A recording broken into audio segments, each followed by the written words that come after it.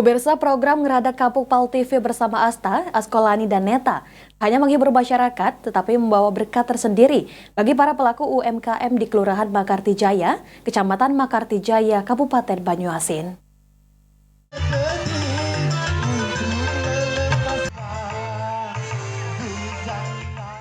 Program Ngeradak Kampung Pal TV bersama Asta, Askolani dan Neta tak hanya menghibur masyarakat.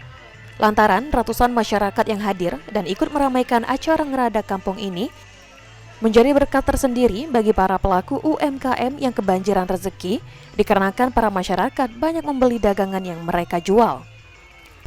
Rika, salah satu pedagang, mengatakan dengan adanya program Ngeradak Kampung Pal TV bersama Asta, terjadi peningkatan penjualan dibanding hari biasa sekitar 80%.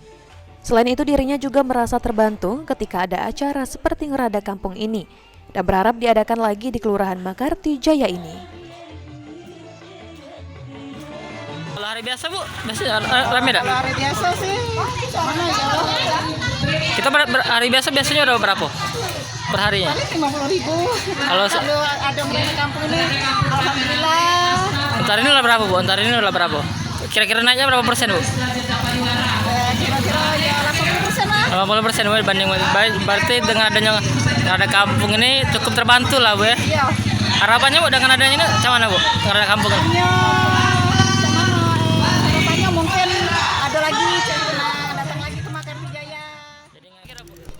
Sementara itu, Komala, pedagang, mengatakan program Ngeradak Kampung Pal TV bersama Asta, Askolani dan Neta membawa berkat tersendiri dan meningkatkan pendapatannya.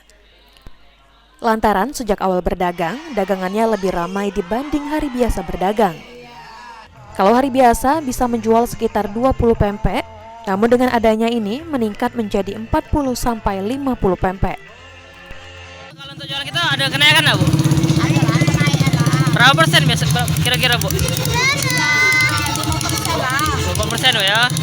Baik, Bu, ini biasa untuk per hari biasanya ada berapa, Bu, sebelum ada kampung? Warga berharap ke depan terus diadakan acara Ngeradak Kampung seperti ini karena memberikan berkat tersendiri bagi warga dan juga memberikan hiburan rakyat. Ilham Wahyudi, Pal TV.